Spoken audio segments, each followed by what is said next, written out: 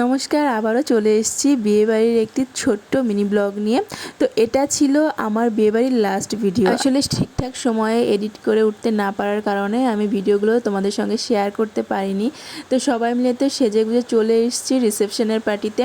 তো আমাদের একটু বেশিই দেরি হয়ে গিয়েছিল, কারণ এই ছোট্ট দুজন সদস্যকে নিয়ে বেরোনো তো চারটেখানি কথা। সবার সঙ্গে মোটামুটি দেখা করে কথাবার্তা বলে আমরা সোজা বাইরে চলে এসেছি চিকেন পকোড়া নিয়ে। আসলে ভেতরে প্রচণ্ড গরম ছিল, আর এরা তো ভেতরে থাকতেই চাচ্ছিল না। এখানে বেশ খোলামেলা জায়গাটা আছে, পাখিকে কোনো রকম বুঝিয়ে টুঝিয়ে একটুখানি ভেতরে পাঠিয়ে আমরা এখানে খাচ্ছি হচ্ছে আইসক্রিম। পাখিকে কোনো মতেই আইসক্রিম খাওয়ানো যাবে না। তো আইসক্রিম খাওয়ার পরে আবার ভেতরে চলে এসেছি। এখানে আমরা একটু ফুচকা খেয়ে নিচ্ছি। ফুচকা খেয়ে অবশ্য আমি পেট ভরবো না, কারণ মেন কোর্সে খেতে হবে, যার কারণে একটা একটা করে ফুচকা আমরা সবাই খেলাম।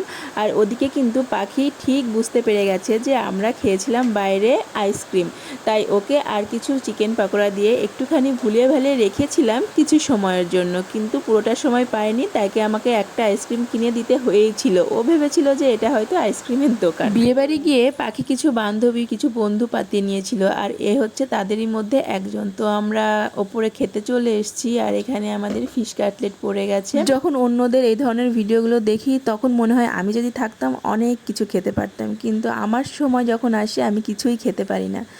তো এখানে কচুরি আর চানা মশলা পড়ে গেছে। আমি অবশ্যই এটা নেইনি, কারণ এই জিনিসটা খেয়ে নিলে আমি এরপর আর কিছুই খেতে পারবো না।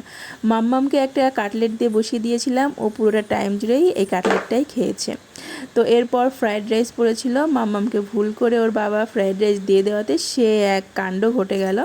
তো সবগুলো নিয়ে নেওয়ার পর এখানে মাটন চলে এসছে। তো মাটনটা একটু টেস্ট করে দেখছিলাম। আমরা সবাই ভেবেছিলাম বিয়েতে হয়তো প্রচুর বৃষ্টি হবে, কিন্তু বিয়ের সময় খটখটে রোদ, 3 দিন প্রচণ্ড গরম ছিল। আর যখন আমি এই ভয়েসটা দিচ্ছি বা ভিডিওগুলো এডিট করছি, বাইরে ঝমঝমিয়ে বৃষ্টি পড়ছে। হয়তো তোমরা বৃষ্টির আওয়াজও পেতে পারো। তো সব শেষে চাটনি পাঁপড় পড়ে গেছে, আর হজমোলার প্যাকেট পেয়ে মাম্মাম বেজায় খুশি। আর এদিকে আমার থালার যা অবস্থা দেখার মতো না। তো চেষ্টা করেছিলাম ঠিকঠাক মতো খাওয়ার, কিন্তু পেরে উঠলাম না। তো অবশেষে আমরা খেয়ে দিয়ে নিচে চলে এসেছি, আর এখানে দেখছি সবাই নাচ টাচ করছিল। আর এদের দুজনকে তো আমরা অবশেষে বাড়িতে আনতেই পারলাম না। তো কিছু সময়ের জন্য বসে এরা নাচ টাচ করলো।